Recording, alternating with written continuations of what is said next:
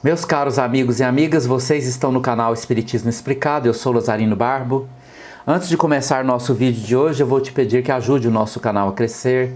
Inscreva-se no nosso canal, compartilhe com seus amigos, ative o sininho das notificações para que o YouTube possa avisar você dos novos vídeos. Hoje vamos dar continuidade ao estudo do Livro dos Espíritos, sobre o tema A Sorte das Crianças Depois da Morte. Esta parte do estudo, ela envolve a pergunta 197, 197A, 198 e 199, e também a 199A do Livro dos Espíritos.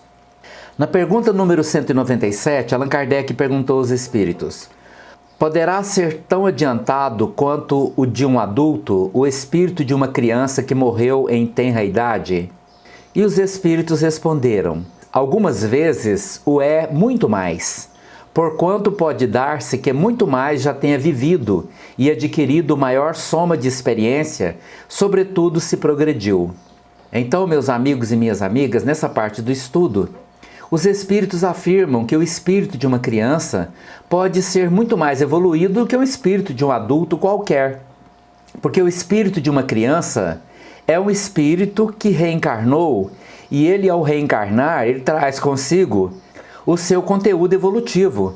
Se ele evoluiu mais em outras vidas, se ele é uma pessoa que já tem um conteúdo mental superior mesmo aos dos encarnados, logicamente ele trará consigo essa evolução.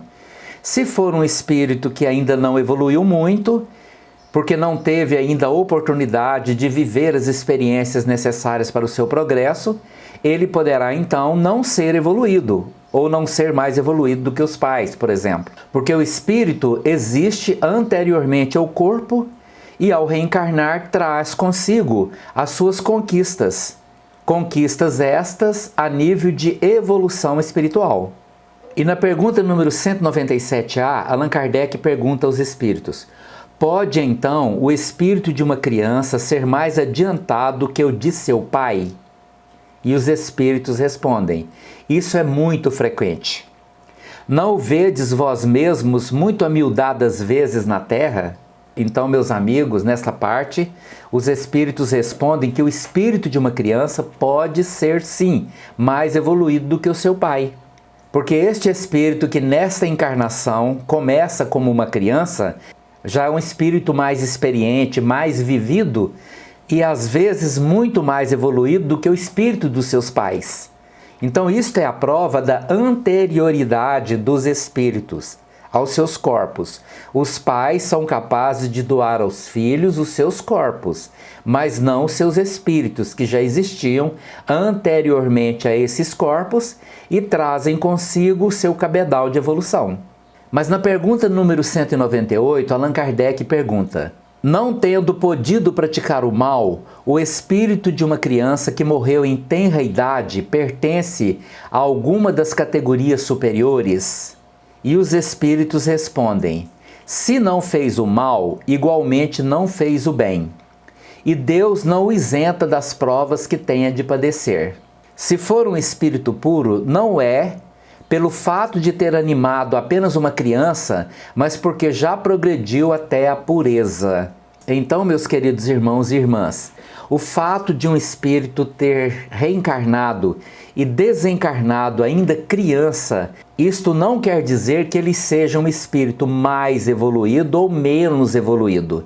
Existem situações que o espírito desencarna na infância exatamente porque ainda não tem esta evolução. Às vezes ele pode ter gerado para si um corpo que contém enfermidades que exatamente estão ligados à sua necessidade de livrar-se dessas enfermidades. E toda enfermidade se alimenta em uma matriz mental.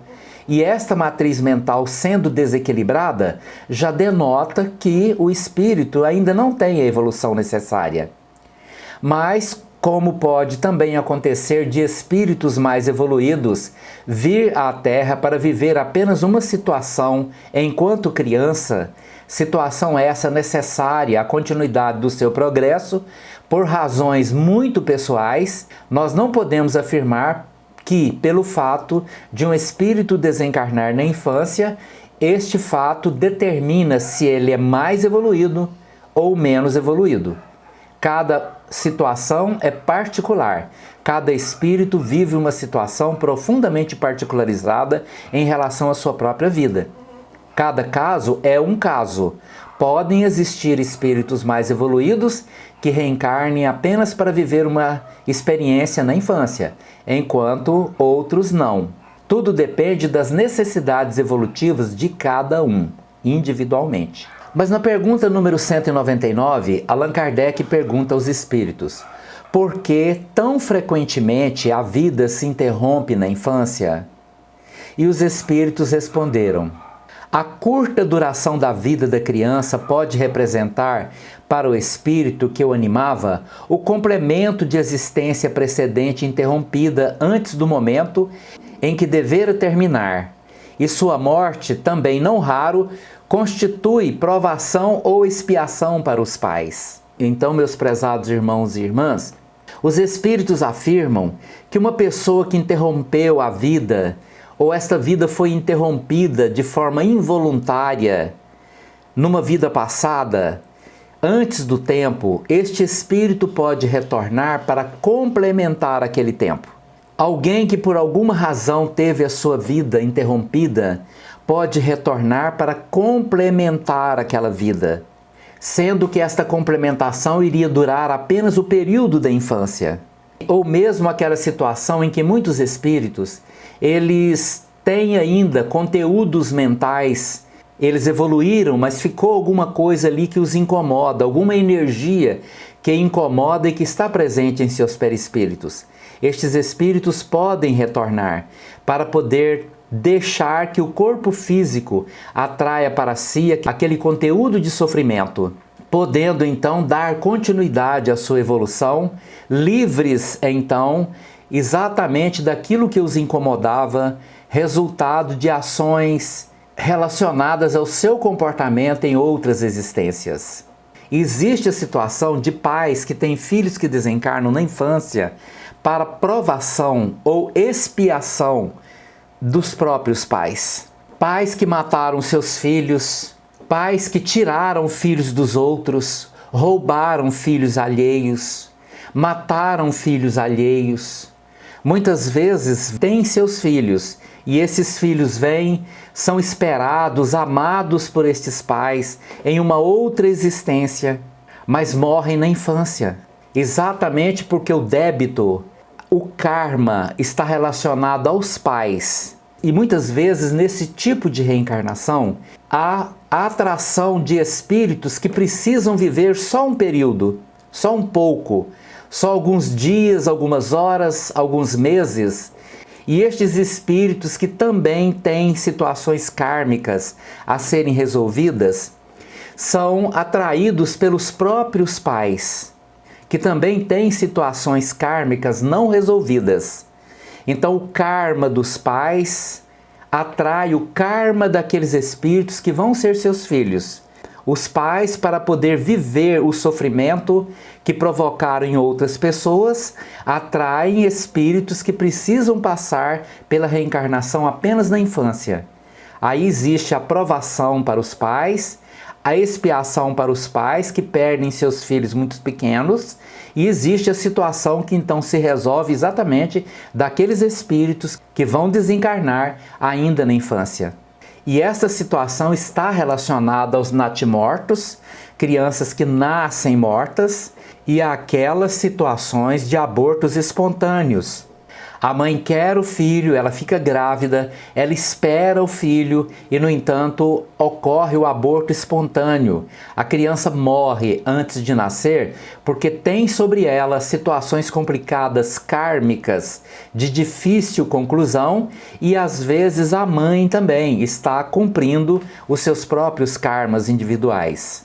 Estes sofrimentos precisam ser profundamente compreendidos para que todas as partes envolvidas saiam-se bem, tornem-se pessoas melhores, mais espiritualizadas diante da colheita dos seus próprios sofrimentos.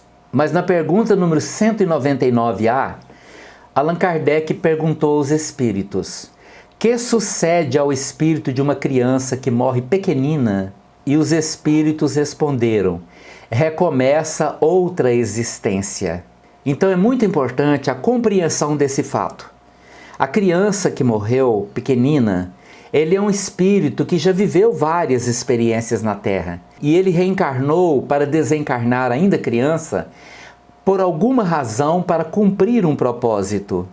E este propósito, normalmente, é proporcionar a esta criança e também aos seus pais libertar-se de forças kármicas terríveis ligadas aos sofrimentos, aos desequilíbrios, às vezes até mesmo aos crimes que estas pessoas, quando adultos, em outras existências, provocaram nas suas próprias vidas ou nas vidas de outras pessoas.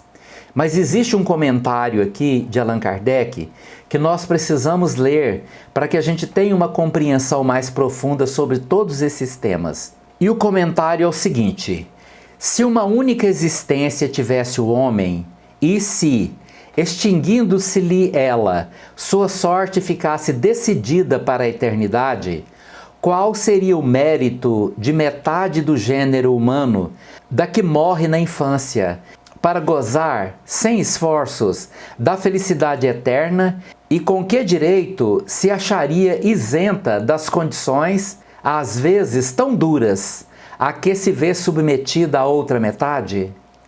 Semelhante ordem de coisas não corresponderia à justiça de Deus. Com a reencarnação, a igualdade é real para todos. O futuro a todos toca sem exceção e sem favor para quem quer que seja.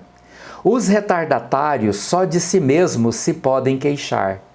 Forçoso é que o homem tenha o merecimento de seus atos, como tem deles a responsabilidade.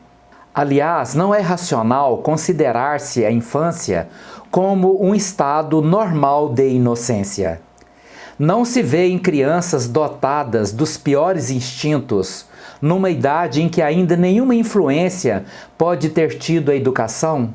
Algumas não há que parecem trazer do berço a astúcia, a felonia, a perfídia, até pendor para o roubo e para o assassínio.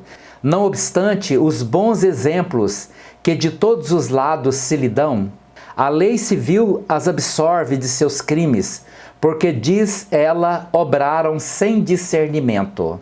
Tem razão a lei, porque de fato elas obram mais por instinto do que intencionalmente. Donde, porém, provirão instintos tão diversos em crianças da mesma idade, educadas em condições idênticas e sujeitas às mesmas influências? Donde a precoce perversidade, senão da inferioridade do espírito, uma vez que a educação em nada contribuiu para isso? As que se revelam viciosas é porque seus espíritos muito pouco hão progredido. Sofrem então, por efeito dessa falta de progresso, as consequências não dos atos que praticam na infância, mas das de suas existências anteriores. Assim é que a lei é uma só para todos, e que todos são atingidos pela justiça de Deus. Então, meus prezados amigos e amigas, aí está a explicação do Espiritismo. Não há nenhuma criança que tenha sido gerada como espírito aqui nesta encarnação atual dela. Todos nós somos espíritos imortais que já vivemos muitas experiências e reencarnamos para cumprir um propósito. Não existe uma reencarnação sem um propósito. O acaso não está presente em nenhuma das coisas que nos acontecem, porque todos estamos submetidos à lei de Deus, aos princípios fundamentais que regem as nossas vidas, e nele está inserida a necessidade da reencarnação. Muito obrigado pela sua atenção. Se você gostou desse vídeo, deixe aí o seu like. Muito obrigado por você estar aqui.